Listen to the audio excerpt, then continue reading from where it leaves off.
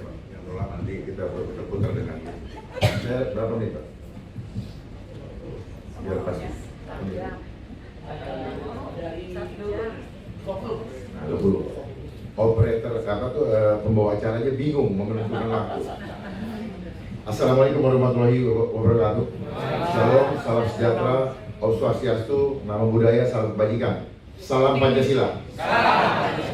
Saya sangat terkesan atas, saya tidak perlu berpanjang-panjang, saya langsung pada materi. Saya sangat menghormati pada pemaparan sebelumnya, termasuk senior kami, mantan Kasal, Laksamana Slamet Subianto, pemaparannya luar biasa. Tadi sudah mulai masuk kepada prakteknya. Saya akan menyampaikan kondisi terkini bangsa kita. Kita semua sudah tahu teorinya, kita sudah tahu semua sejarahnya. Tetapi kenapa kita tidak berhasil? Kenapa sekarang Indonesia mulai goyang? Karena kita tidak tahu bahwa sekarang telah terjadi gerakan globalisasi yang akan menghancurkan bukan saja Indonesia tetapi seluruh dunia. Catat ini, seluruh dunia. Kenapa? Mereka bekerja secara terstruktur, sistematis dan masif. Kenapa struktur? Karena dia punya organisasi besar dengan sistem perekonomian yang dia kuasai di seluruh dunia. Kemudian kenapa sistematis? Karena mereka bergerak begitu halus, step by stepnya jelas, pelan-pelan, dan kita terhipnotis untuk ikut menerimanya. Karena apa? Menyenangkan untuk hawa nafsu kita. Tawarannya adalah macam-macam, ekonomi, tapi maksudnya adalah mudah dan cepat. Kenapa? Manusia fitrahnya, nature kita dalam fisik seperti ini, itu senangnya dikasih mudah, nggak senang yang susah-susah. Makanya dia tahu secara psikologi dia bisa. Kemudian masif, karena mereka semua bergerak di seluruh dunia, di dalam seluruh sendi kehidupan, tidak ada yang lolos, termasuk handphone yang Bapak Ibu pegang sekarang. Ini adalah alat mereka untuk melakukan propaganda seluruh dunia dengan cara yang sistematis dan masif. Propaganda yang dilakukan adalah propaganda ketakutan. Itu berlangsung di seluruh dunia. Dan propaganda ketakutan adalah caranya iblis. Dan ini berlangsung sejak dunia ini ada. Ketika Adam dan Hawa dibuang, di situ muncul ketakutan. Jadi kenapa ada rasa ketakutan dalam diri kita? Itu sejarah awalnya. Pelaku hoax yang pertama adalah iblis. Korban hoax pertama adalah Hawa. Kenapa Hawa digunakan sebagai kata lain, sebagai pemuas keinginan kedagingan kita atau hawa nafsu, bukan Adam nafsu. Dan di mana-mana reklame semua menampilkan sosok Hawa, bukan pria. Coba dia punya frekuensi kalah. Itu. Nah, selanjutnya cara bekerjanya globalisasi ini sudah sejak dulu, dan dia punya organisasi yang begitu kuat, bukan negara, non-state actor, dan begitu kuat, dan kita masuk bagian itu. Itulah kelirunya. Makanya Bung Karno menentang hal-hal yang sudah ini. Saya tidak mau menyebutkan karena ini rawan buat saya. Dengan underbownya bergerak secara masif, tujuannya cuma satu, totally control. Jadi globalisasi adalah sistem. Di atas globalisasi ada suprasistem. Sistemnya untuk apa? Untuk menyamakan sistem seluruh dunia. Dan mereka standarkan segala literatur, apapun yang kita pegang sekarang, sepanjang itu ngambil dari luar, itu adalah cara mereka memanipulasi kita punya konsep berbeda. Jadi sekarang kita di sekolah-sekolah dari dulu, Perang Dunia 1, Perang Dunia 2, kita dibodoh-bodohin ternyata. Mana ada Perang Dunia Tuhan bikin berjilid? Rupanya disetting supaya semua kita yang sekolah, oh Perang Dunia.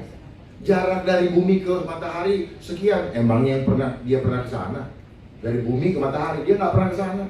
Bohongin. ya, dibohongin semua kita. Ya, kenapa saya harus tegas katakan itu? Biar nggak ada toleransi untuk ketidakbaikan, untuk kebohongan. Karena itulah cara memanipulasi. Ya, sumber daya alam akan habis, bohong. Sepanjang kita hidup, Tuhan akan berkati kita. Bohong itu. Minyak akan habis, bohong. Minyak itu seperti mata air, kapan aja Tuhan mau bikin ada. Persoalannya kita jauh dari Tuhan. Lalu dia ciptakan ini yang saya bilang, propaganda ketakutan. Dia bikin ketakutan. Supaya apa? Supaya kita mulai, otak purba kita mulai berpikir, waduh, apa yang saya harus lakukan dengan keadaan yang seperti ini ya? Mulai berebutan. Tetapi orang yang tidak kuat, tidak akan memperolehnya. Akhirnya kekuatan-kekuatan yang besar saja yang menguasainya. Tujuannya apa? Kekuatan besar itu adalah bagian daripada mereka yang elit-elit global yang ingin menguasai dunia ini.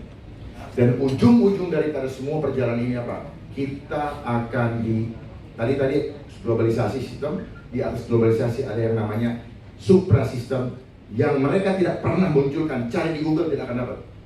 Karena memang disembunyikan. Ini adalah rencana terakhir. Adalah apa? Life engineering. Coba boleh dicatat, tidak ada. Di situ hanya social engineering. Jadi life engineering, kenapa? Kehidupan kita pribadi ini yang akan engineer. Kenapa? Kita bukan barang, tetapi mereka mau bikin kita seperti barang. Perhatikan baik-baik ini. Kita hidup dari kekuatan supranatural, bukan dari kekuatan dari hitungan matematika. Seperti apa bapak-bapak sebutkan tadi. Bukan. Makanya Indonesia spiritual, karena kita memang lahir dari kekuatan supranatural, bukan dari hitungan matematika, tetapi sistem yang ada sekarang dia mau bawa kita kepada hitungan eksak. Demokrasi juga begitu, satu-satu suara, one man one vote one value, ya kan? Terus kemudian demokrasi mau dibilang seperti apa namanya? Mau dibandingkan dengan musyawarah? No, it's not the same. Walaupun demokrasi kita Pancasila, agar apa? Kembali lagi kepada nilai-nilai ketuhanan tadi. Ya. Saya boleh tantang siapapun ahlinya untuk mempersoalkan itu.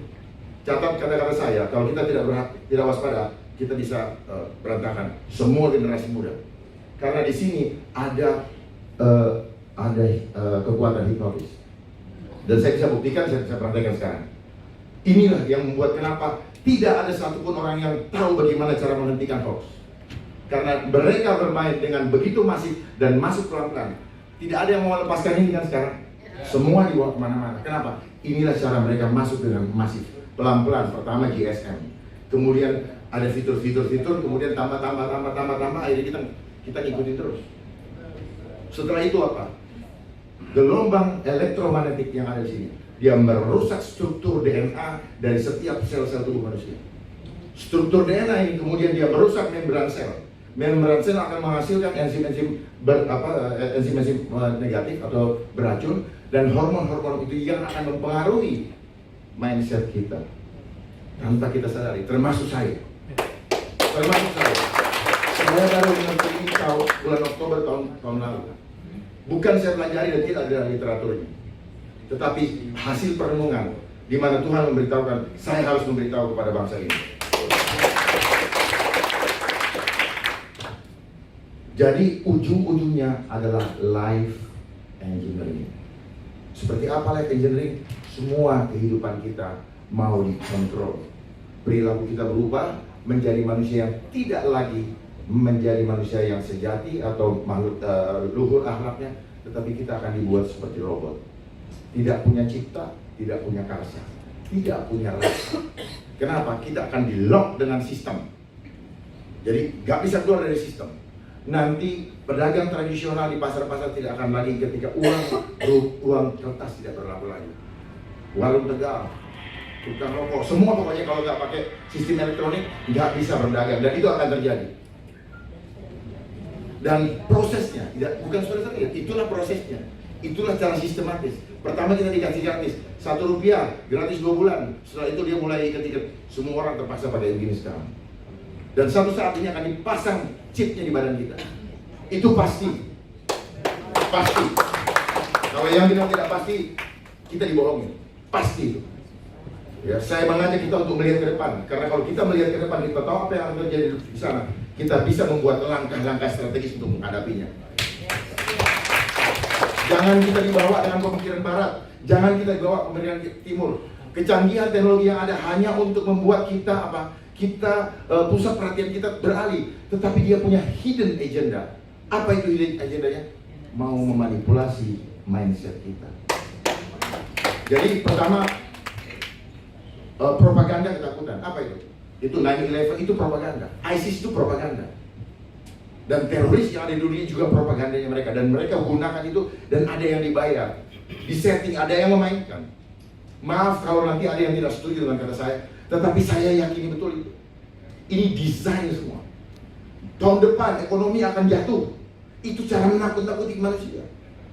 Membuat kita berhitung matematika. Oh iya, kalau tahun depan jatuh berarti saya harus begini-begini. Saya panik, saya harus korupsi, saya harus segala macam. Itu yang mau diciptakan, betul nggak? Coba kalau kita berani sama Tuhan, nggak akan kita takut. Hidup mati saya besok Tuhan yang tentukan, bukan ini. Jangan percaya dengan referensi dari luar. Kita bikin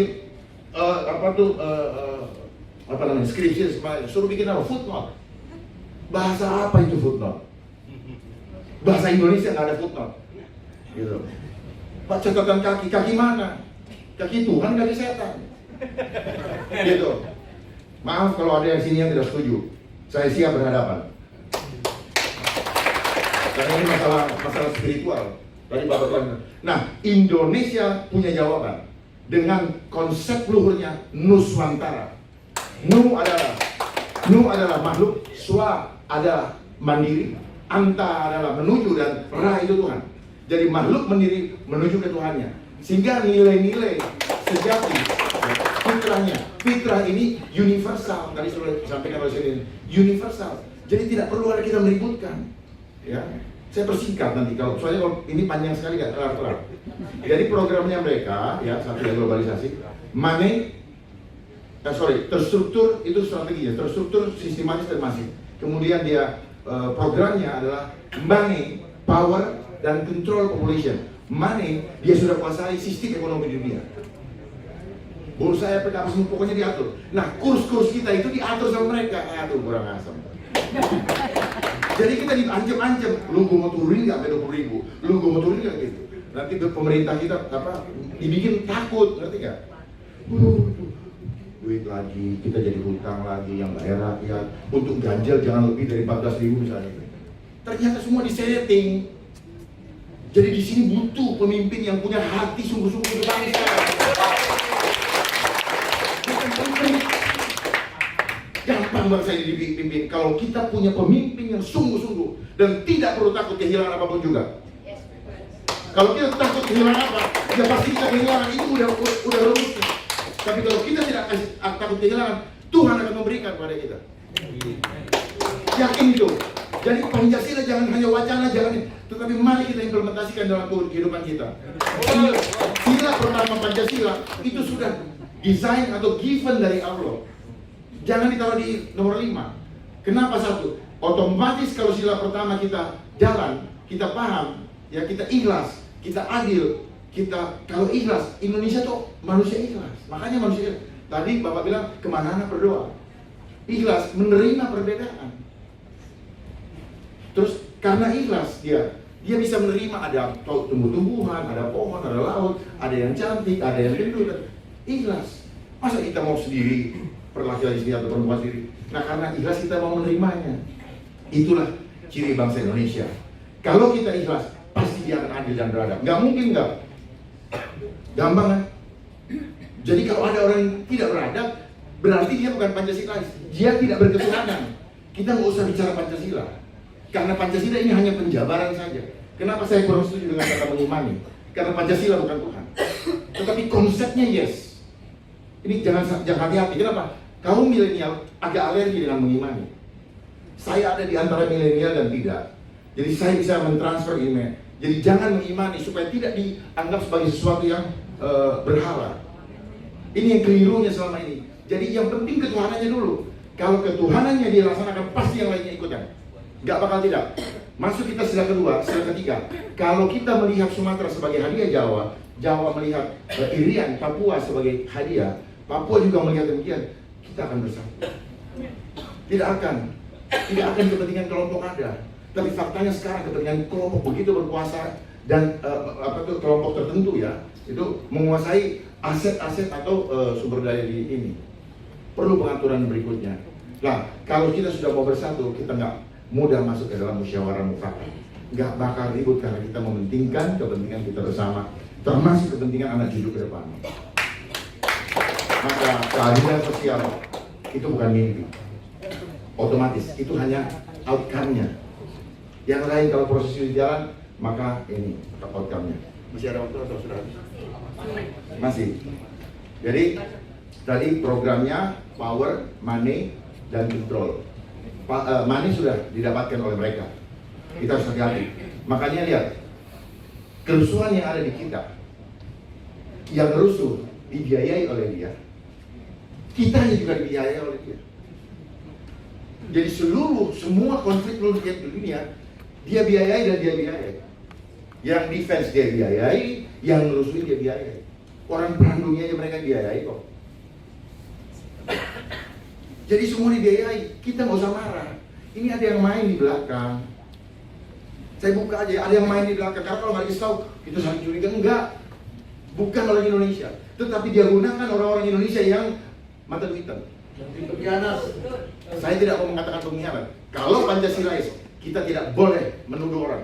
Kita tidak boleh menjalin orang. Kita harus mengambil soft power. Kalau kita mengatakan pengkhianat, kita sama dengan tidak Pancasilais. Jadi nggak boleh mengeluarkan kata-kata. Semua harus Pancasilais. Semua harus sesuai dengan Tuhan. Tuhan tuh baik kok. Tuhan tuh nggak pernah maki orang kok. Tuhan tuh penuh dengan kasih kok. Jadi kalau orang ngajak ribut, itu bukan Pancasila. Itu dia tidak berketuhanan. Dia berlindung di balik ketuhanan untuk mendapatkan keuntungan omong kosong. Perhatikan setiap konflik selalu karena ada nilai otonomi. Atasan bawahan ribut karena ada uang. Ya, ini kelompok ini karena ada uang. Rebutan ini karena uang. Makanya demokrasi yang harus sekarang perlu diperbaiki. Seperti tadi, one man one vote. Suara terbanyak walaupun keliru, satu kebenaran hancur. Gitu. Kecuali kita punya kekuatan Tuhan, satu kebenaran hajar terus. Gitu. Yang berikutnya, dia masif karena semua seni kehidupan dia jalan. Ini ya, saya mau praktekkan sebelum saya mengakhiri. Ini tadi merusak betul. Anak-anak sekarang gampang dibully. Kenapa? Dia tidak sadar lagi bahwa dia makhluk ciptaan agung dari Tuhan. Begitu dibilang kamu jelek, dia berpikir bahwa ya aku jelek sampai mati. Dan saya tidak bisa berbuat apa-apa karena dia jelek. Ini kan manipulasi mindset. Jadi dia punya pola adalah gini. Propaganda ketakutan, ISIS, terus terorisme di mana-mana, Taliban, itu propaganda mereka dan keluar dari mereka. Jadi kayak musang berbulu domba. Bahkan di negara kita juga sudah masuk ke sendi-sendi kebangsaan. Kalau saya dibuka di sini nanti besok saya disu, karena saya dari itu, ya. Tetapi kalau satu persatu saya akan sampaikan, ya. Keributan yang terjadi, yang sekarang ada dengan yang apa itu namanya di Kuningan, itu juga di belakangnya mereka. Dan semua yang ada kata K itu semuanya mereka. Dan itu malah justru bikin negara makin berhutang. Cuman kalau dibuka begini, mana ininya? Ya. Konsep-konsep yang mereka tawarkan juga semua dengan hitungan matematika. Supaya orang tidak perlu memikirkan Tuhan, tidak perlu untuk menjauhkan keimanan manusia dari kemahakuasaan Allah Subhanahu wa Ta'ala. Itu cara mereka. Ujung-ujungnya dari light engineering membuat kita mau dibawa ke konsep ateis. Bahwa hidup manusia ketika kau di dunia, kau jangan mikirin kekuatan supranatural. Nggak bisa. Makanya akan bentur. Orang berdagang, ayam disuntik di broiler, dijual ke Kentucky. Makannya enak karena ada bumbu, terus kemudian kenyang. Tapi orang yang mengkonsumsinya siap-siap menjadi market untuk pabrik obat. Ini lingkaran setan.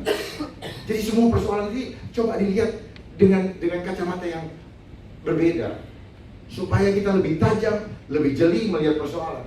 Sehingga kalau kita sudah melihat gitu, ini kayak gini. Jadi kalau orang ngajak ribut nggak mau.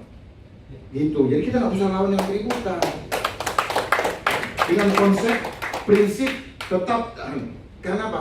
Kita tidak punya kemampuan kalau tidak melibatkan Tuhan di dalam kehidupan kita. Omong kosong. Tidak sangat terbakar. Papua bisa selesai asal dia datang ke kaki Tuhan. Dia demo akan bisa selesai di mana saja. Tetapi ada yang menggerakkan. Kenapa? Ada uang operasional yang bermain. Susah kalau udah bicara uang. Indonesia adalah negara spiritual. Nah, makanya Indonesia ada merupakan konsep the land of harmonia dunia. Kita ini pusatnya harmoni dunia. Dan itu juga pernah ditunjukkan oleh Bung Karno tahun 1955 dengan konferensi Asia Afrika. Dengan menginisiasi 10 dasawarsa Bandung, lah kemana gerakan non-blok sekarang? Tetapi perhatikan, semua negara non-blok dihancurkan. Perhatikan itu. Kenapa? Karena mereka tidak mau kita punya konsep sendiri. Tetapi negara yang bertahan seperti Iran, Korea Utara, China, dia tetap menjunjung tinggi dengan nilai-nilai luhur, tradisi luhur daripada bangsanya. Dia bertahan. Kenapa kita tidak bisa? Kalau kita mau, pertanyaannya mau atau tidak? Mau. Kalau mau, berbuat, jangan hanya ngomong. Ini yang bisa saya sampaikan, karena kalau kita mau menyampaikan terlalu panjang, banyak sekali. Ya. Bukan, tapi kan waktunya tadi berapa? 20 menit. Nah, jadi fakta-fakta kita lihat ya tadi, Bapak mengatakan cita-cita, tujuan. Cita-cita bersatu, negara merdeka, bersatu, berdaulat dan adil. Perhatikan semua itu. Lihat tujuannya. Lihat faktanya sekarang terjadi deviasi yang begitu lebar. Bohong kita. Bayangin ini, mencerdaskan kehidupan bangsa. Sekolah cuma diajar bagaimana kecerdasan intelektual. Kecerdasan spiritual sudah tidak diajarin lagi. Makanya anak-anak gampang itu programnya siapa? Programnya non-state actor. Dia masuk ke Departemen Pendidikan dan Kebudayaan lewat caranya saya nggak tahu. Masuk di situ sehingga akhirnya seperti itu. Sadar atau nggak sadar? Saya nggak tahu.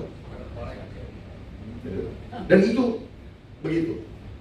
Dan sebagainya. Bahkan sudah masuk kepada seni-seni yang, aduh gimana ngomongnya? Agak susah. Dan ini mengatur sistem. Nanti kalau ini sudah terkoneksi semua sistem, maka kita akan dikontrol dari sana. Dan untuk menyelenggarakan supaya sistem itu terkonek, kemudian nanti kita dipinjemin uang untuk menyelenggarakan agendanya. Setelah selesai, kita dikontrol, pinjaman jadi hutang. Hebat kan? Ya itu yang mau saya sampaikan, karena kalau saya sampaikan ini bocor halus saya ini. Saya bukan teoritis, saya praktisi, tetapi saya yakini apa yang saya sampaikan. Saya akan hadapi dengan segala risiko, karena saya tahu ini berisiko. Tetapi saya katakan ini bukan negara, tetapi ada kekuatan yang mengatur negara untuk melakukan itu, dan hanya boneka-bonekanya saja. Nanti kalau kita head to head face to face saja, karena penting ini. Saya lihat banyak foto, takut pasti direkam. Wabillahi taufiq wal hidayah. Assalamualaikum. Kalau ada warahmatullahi wabarakatuh. Kalau ada hal-hal yang kurang pas, saya mohon maaf, dan saya siap untuk mempertanggungjawabkannya.